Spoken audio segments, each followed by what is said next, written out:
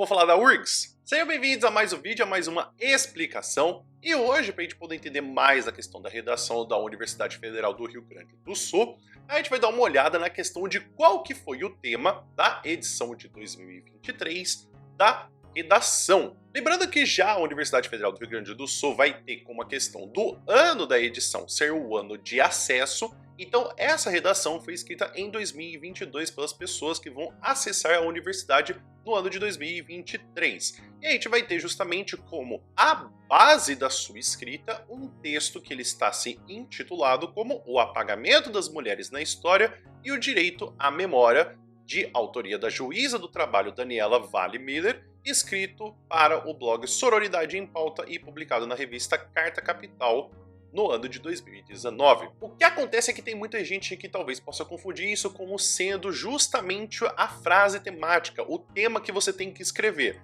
Se você está acostumado com o Enem, é muito comum que as pessoas já queiram pular de ler a frase temática e escrever direto o texto, mas o que você precisa fazer é ler um texto motivador antes. Apesar de a gente ter aqui o apagamento das mulheres na história e o direito à memória ser uma frase temática, a gente na verdade tem ele como título do texto dos textos motivadores. Então, o que você precisa fazer antes na URGS é você saber qual que vai ser o direcionamento do tema, porque depois a gente vai ter as instruções a respeito de como que a gente tem que escrever justamente o texto. Então tome cuidado, porque apesar de ser parecido o jeito que você vai escrever entre o Enem e a URGS, não é exatamente a mesma coisa. E caso você queira também ver os textos motivadores, você pode justamente acessar ele no link aqui embaixo do vídeo para você poder dar uma olhada, ou se não, você pode acessar esse código QR que também vai ter os textos motivadores. Então o texto ele aparece justamente assim no que a gente vai ter na redação.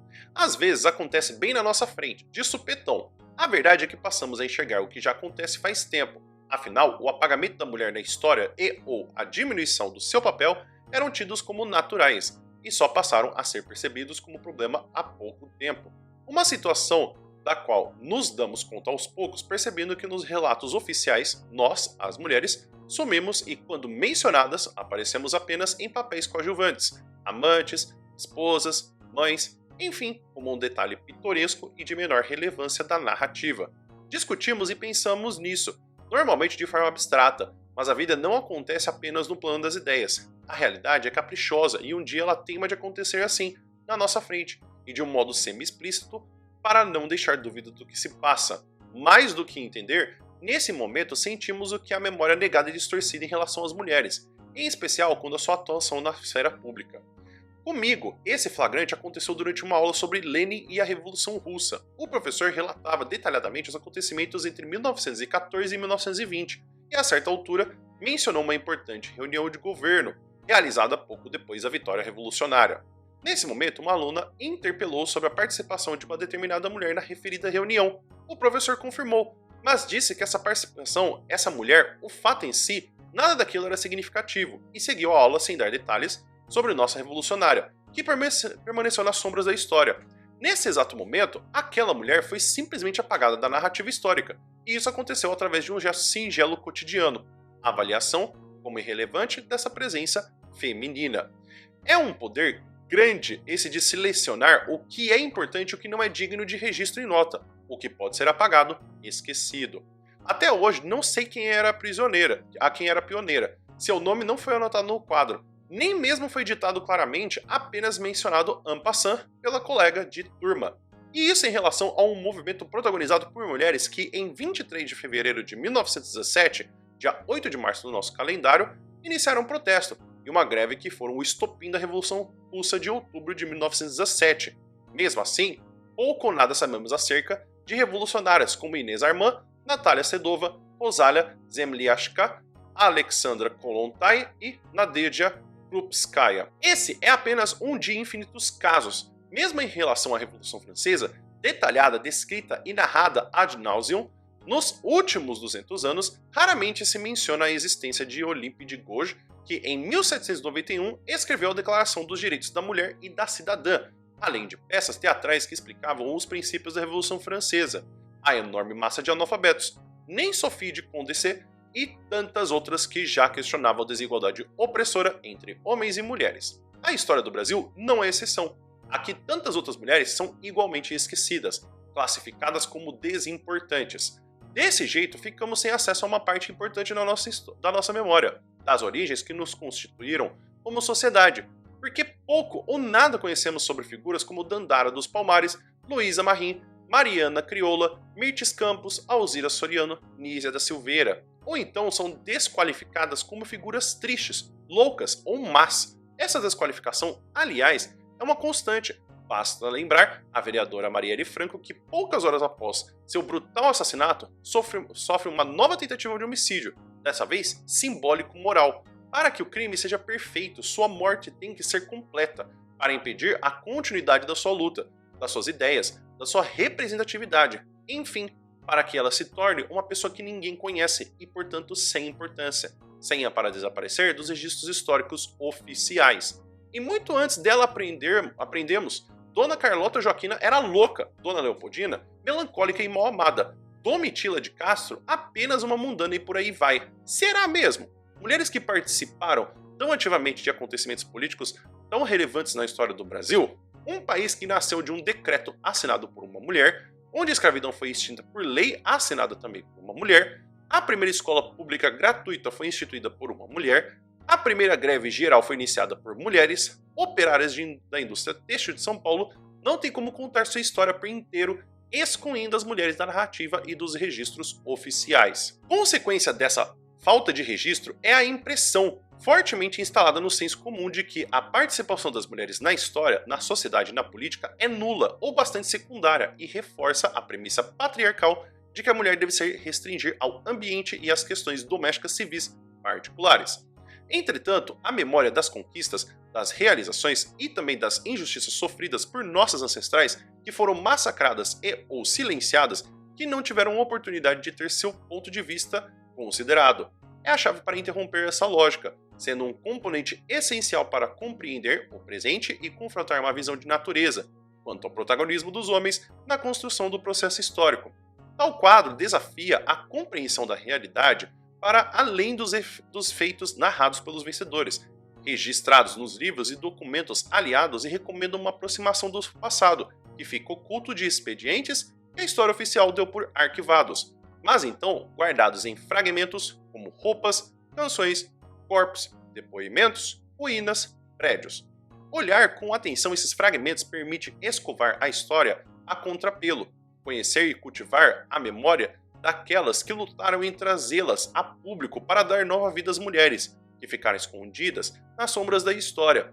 Porque a memória é assim, um jogo de luz e sombras, seletiva, enquanto traz luz a alguns fatos e aspectos, obscurece tantos outros que se apagam, caem no esquecimento. Resgatar a memória de luta das mulheres é uma necessidade para enfrentar hoje o retrocesso representado pela opressão machista e patriarcal.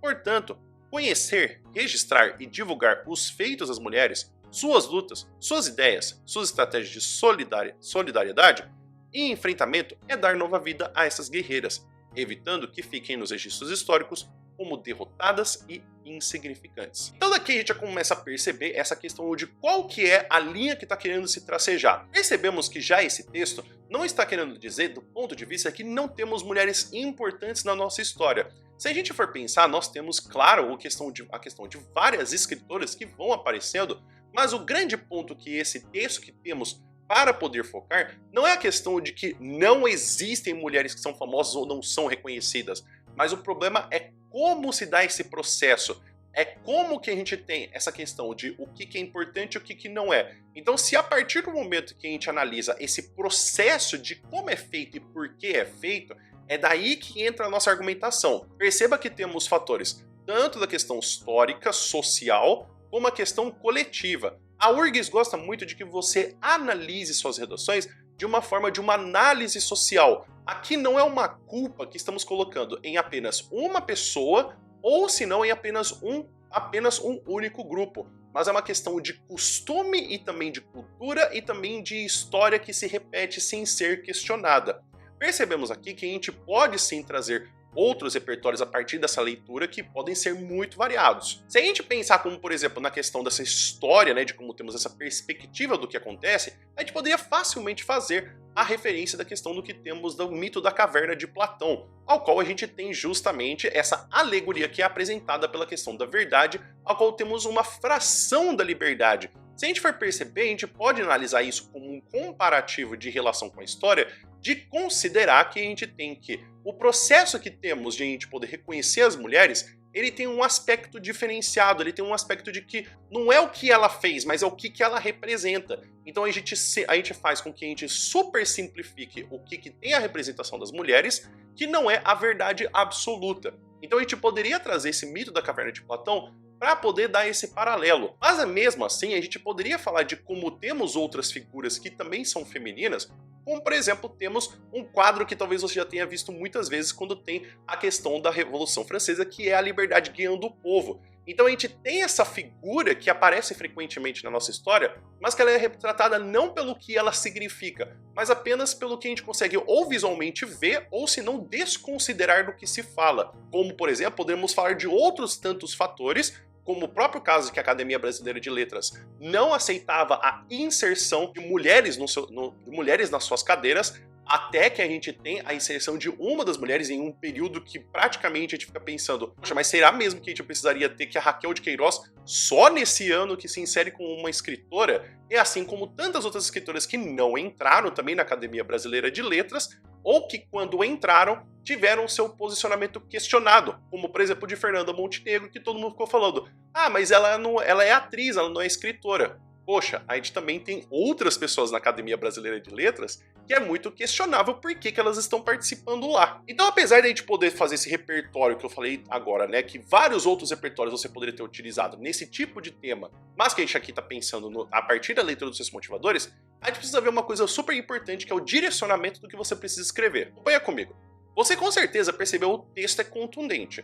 Ele expõe com clareza a opinião da juíza a respeito do assunto. Para argumentar, a autora faz uso do conhecimento histórico, de experiências pessoais e de exemplos conhecidos, ou não, por nós. Realmente, o tema O apagamento das mulheres na história e o direito à memória merece discussão ampla e aprofundada.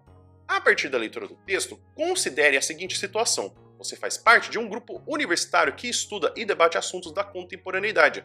Atividade muito comum dentro das universidades. Normalmente, esses grupos são coordenados por um ou dois professores e contam com a participação de alunos de iniciação científica, alunos de diferentes semestres da faculdade, como outros professores, etc. Ou seja, são por natureza bastante heterogêneos. O fato é que o professor coordenador do seu grupo leu o texto da juíza durante uma reunião e, como era de esperar, o tema suscitou forte debate. Alguns colegas concordam completamente com a autora, outros dela discordam veementemente. Enfim, instaurou-se uma forte polêmica.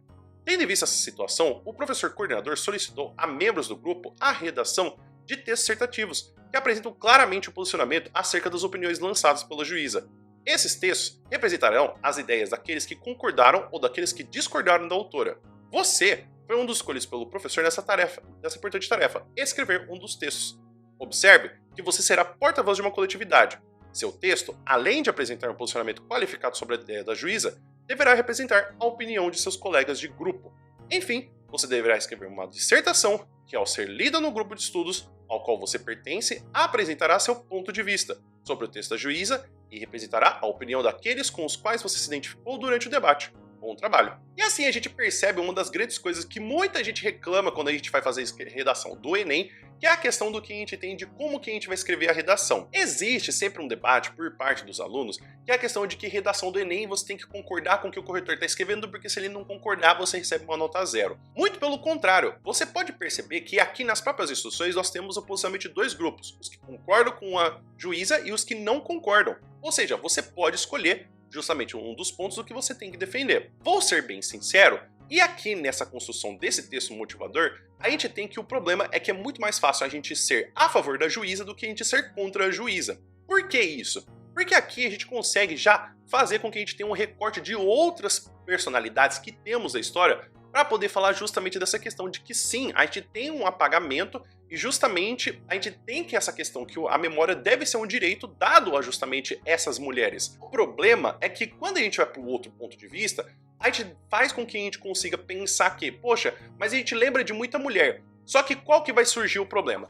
Não é aqui a discussão do que temos de que se as mulheres são apagadas ou que elas não são reconhecidas, mas é como elas são apagadas e como elas são reconhecidas. Se a gente quisesse, por exemplo, um exemplo de um repertório que poderia encaixar-se muito bem com essa questão do posicionamento, que sim, as mulheres elas estão sendo apagadas, e você concorda com a escritora, a gente poderia falar que o problema que a gente traz como uma sugestão de tese nesse posicionamento é que o problema aqui dessa questão que temos do apagamento do direito à memória é que a sociedade ela é patriarcal e o problema é que a gente não tem esse questionamento ou senão a gente tem esse confronto. Lógico que é muito confortável para quem é homem falar que não tem problema ou que isso é justamente um mimimi, mas o problema é que é justamente bater de contra um sistema que justamente não se apoia à mulher. Como, por exemplo, a gente poderia lembrar do filme que tivemos já da questão do Radioactive, ou senão do radioativo, que conta da história justamente da vencedora de 2 Nobels, que é a Marie Curie.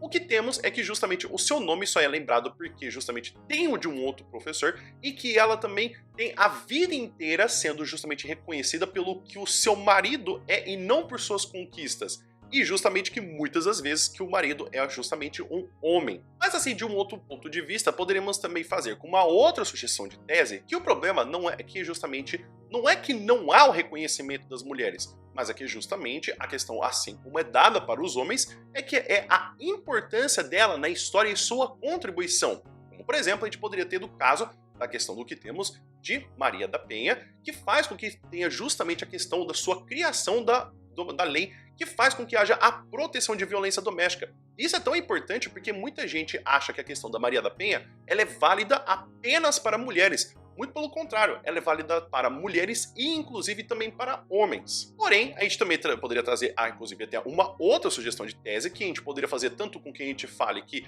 o problema desse apagamento que a gente tem da questão da memória das mulheres e inclusive do seu direito à memória, a gente faz com que esse apagamento ele se dá por uma super simplificação da nossa história que ignora a questão de contexto e que inclusive faz com que a gente tenha que, como há uma falta justamente de pessoas representando na história, como por exemplo a questão que a gente faz dessas discussões, como é o caso que a gente poderia trazer de um repertório que é da Princesa Isabel. Poxa, é muito mais chamativo quando se fala que a escravidão foi abolida no Brasil do que o fato do que ela encabeçou de justamente ter feito a assinatura e também do seu processo. E perceba que é até meio simplório quando a gente fala da questão da Princesa Isabel, porque todo mundo sabe que ela assinou o documento que acabava com a escravidão. Mas e quantas pessoas conseguem lembrar da questão de como que foi todo esse processo? Aqui do que eu tô falando é que tem vários tipos de tese que você pode seguir, porque a leitura do texto, você percebeu, são 2 páginas que a gente tem de texto motivador. Não é que existe um ponto de vista que está certo e um ponto de vista que está errado.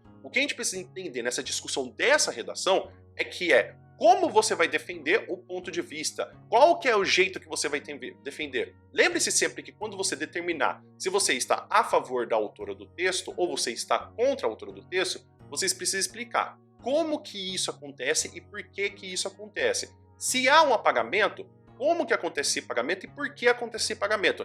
E se não há, como que isso acontece para a gente poder denominar que não é isso e por que que acontece para a gente denominar que não é isso? Perceba sempre que a questão sempre de redação da URGS não existe posicionamento errado, existe uma má defesa do seu ponto de vista. Agora, minha opinião a respeito desse tema. O que acontece é que esse tema pode lembrar muito da questão do que temos justamente de um dos antigos temas que a gente já teve do Enem sobre a violência contra a mulher na sociedade brasileira. O que acontece é que muitas pessoas podem talvez querer se confundir ou até mesmo achar que esse tema é uma lacração. O que acontece? Aí vai de cada uma das pessoas com que ela considera justamente só por ler a frase temática do tema de querer discutir isso ou não. Eu acredito que é um tema muito importante para a gente poder perceber que aqui não é uma questão de que se você concorda que está tendo um super foco em você falar apenas de mulheres ou que você está falando que justamente você concorda. A minha opinião é que esse tema ele é importante. Sim, há realmente uma questão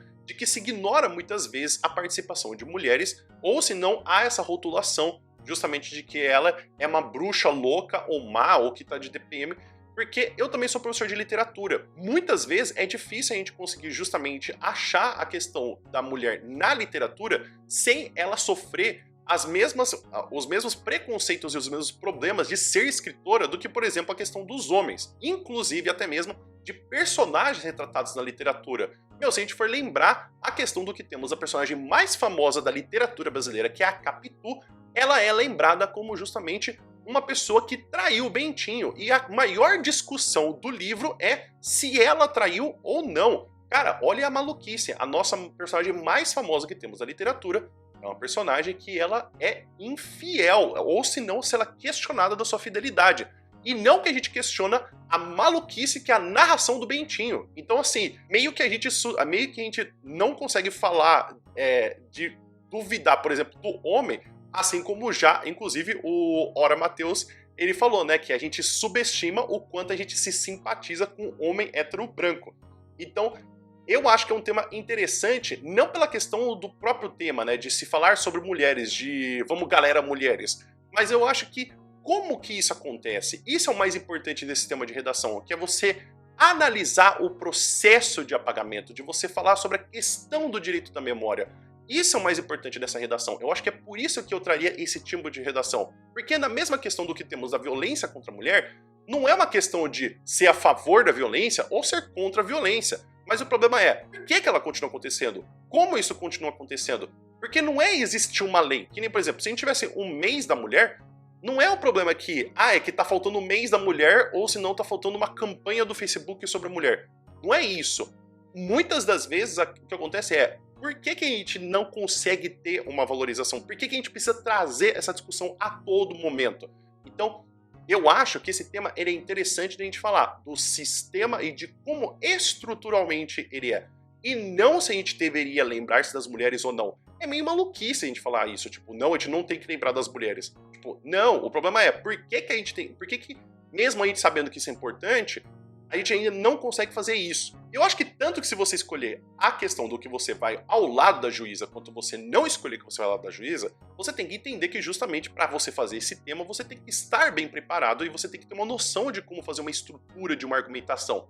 E é por isso que no meu curso eu tenho justamente esse ponto que é ajudar você numa argumentação, não somente com exemplos, mas também o que a URGS espera de você. Então, você pode vir estudar comigo no meu curso de redação da URGS por R$40. Você vai pagar por R$40 pelo curso com acesso ao vitalício. E, inclusive, se dentro de 30 dias você não gostou do curso, você pode pedir o reembolso de volta. O link do curso está aqui embaixo do vídeo para você poder acessar. Ou, se não, você pode escanear esse código QR para você poder também vir estudar comigo e, inclusive, ficar extremamente preparado para escrever uma redação para esse vestibular. Então é isso, pessoal. Espero que vocês tenham entendido, espero que vocês tenham gostado. Inclusive, fica aqui, então, tanto o meu ponto de vista, as análises e, inclusive, eu quero saber até mesmo de você. O que você achou do vídeo? Você quer que eu faça uma análise de algum outro tema de redação da URGS? Você quer, inclusive, até mesmo saber de repertório, se você utilizaria um repertório, se ele estaria certo ou não? Escreve aqui nos comentários, por gentileza. E talvez você pode ficar meio confuso, né, com esse tema de redação, porque ele pode ser muito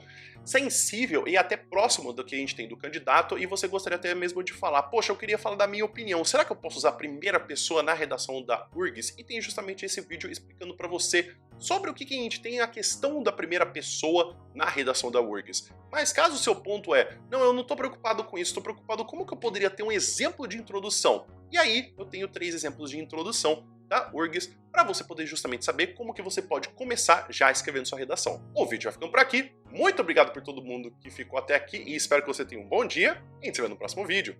Até mais!